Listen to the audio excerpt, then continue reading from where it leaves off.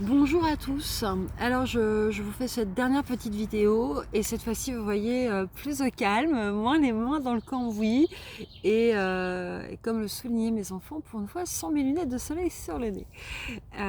Donc je vous fais cette petite vidéo pour vous parler de ma candidature en 3 points et peut-être contribuer à ceux qui hésitent encore à me donner leur voix sur la circonscription un danger de prendre cette décision finale. Alors, ce que vous devez savoir, c'est que je suis candidate sous la bannière des Républicains aux législatives, euh, avec une solide expérience dans l'accompagnement de projets, et c'est certainement ça aussi qui me permet d'être plutôt sereine pour porter votre voix à l'Assemblée nationale.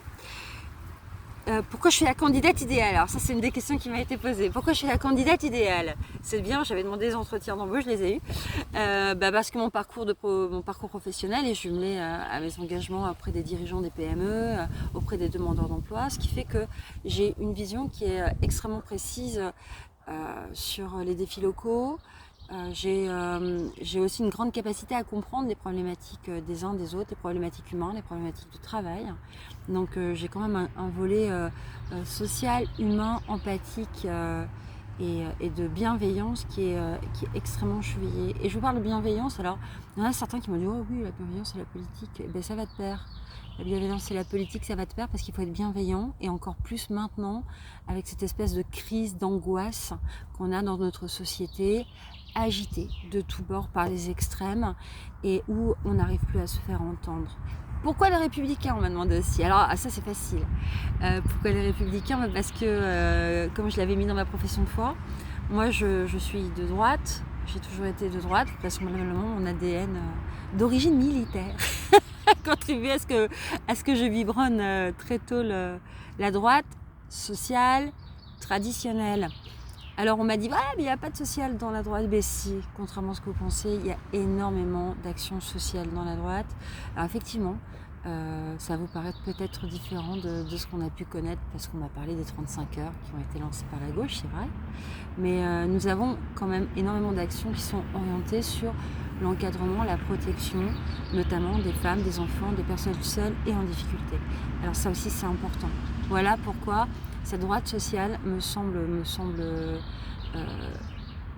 constante. Et il ne faut pas perdre votre voix. Et en fait, pourquoi est-ce qu'on est encore nombreux à se revendiquer LR, même si on a été ballotté en disant mais est-ce que vous êtes LR Macron? Non. Est-ce que vous êtes LR Ciotti? Non. Est-ce que vous êtes juste LR? Oui. Parce qu'il y a une droite qui a un ADN, mais surtout une colonne vertébrale. Et moi, franchement, je suis droite dans mes bottes, avec une vision assez précise, et on ne détourne pas mon objectif comme ça. Ça aussi, c'est quelque chose qui se traduit bien dans mon entreprise, qui se traduit bien dans mon comportement et dans mes engagements au quotidien. Et ça, c'est indescriptible. Pourquoi je suis candidate, du coup, tout court? Eh bien, parce que je crois en notre potentiel collectif et ma candidature vise à ça, en fait, à promouvoir notre région, à dynamiser ce qu'on sait faire, à soutenir nos entreprises, toutes nos entreprises, même si, vous l'avez bien compris, j'ai une affection pour le déploiement du haut féminin, parce que je trouve que c'est important aussi de soutenir le féminin dans l'entreprise, dans tous les domaines de la vie d'ailleurs, parce que beaucoup de femmes aujourd'hui ont encore beaucoup de talent, mais ont peur de se mettre en avant. Et donc de se révéler et de mettre à lumière tout leur potentiel, et Dieu sait qu'elles en ont du potentiel, de faire de l'inclusion du handicap, alors tout type de handicap. J'ai pu échanger dernièrement avec un monsieur qui m'a sollicité sur ce sujet, tout type de handicap, qu'il soit handicap physique, qu'il soit handicap caché, qu'il soit handicap visible, invisible, tout type d'handicap, et c'est important. Et très honnêtement, puisqu'on a réussi à imposer, même si elle n'est pas encore au point, à imposer la parité dans les entreprises, égalité homme-femme, eh bien on pourrait tout à fait envisager de pousser le trait également vers le handicap. Mon énergie, eh bien, vous l'avez bien compris, j'ai un investissement personnel qui déborde, et vous me nourrissez en fait de cette énergie. Et plus je vous ai rencontré sur le terrain, et plus vous m'avez insufflé vraiment une pêche du tonnerre, à tel point que ça fait 15 jours que j'ai pas dormi. Mais on voit pas. Vous m'avez vraiment donné une énergie importante. Et puis certainement, vous avez rappelé quelles étaient mes priorités et le sens de ma vie. Et ça, pour ça, merci. J'avais oublié quel bonheur c'était d'être en campagne. J'avais oublié aussi tout ce que c'était de recevoir autant de conseils et d'échanges et d'écouter vos envies et d'écouter vos points de vue, et ça, c'était fabuleux.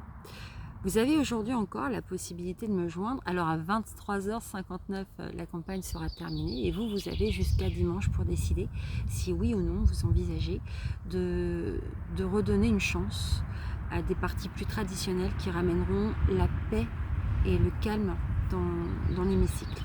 C'est ça qu'il faut se demander à ce stade de ce conflit social qui tente à être installé par le président de la République, entre autres. Donc il faut vraiment reposer le calme dans notre circonscription, et ça c'est extrêmement important pour vous. Donc vous avez jusqu'à dimanche pour décider. Pour moi, la campagne s'arrêtera ce soir à 23h59, mais qu'importe.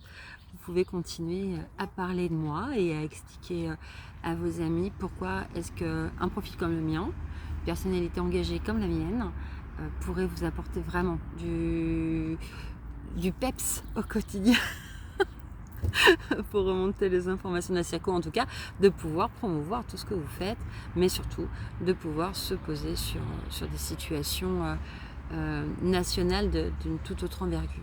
Vous pouvez donc encore nous écrire, puisqu'une adresse mail a été créée et elle durera dans le temps, sur angers1.législative au pluriel 2024 @gmail.com, et bien évidemment je me ferai une joie de vous répondre, mais pas ce week-end, vous l'aurez bien compris.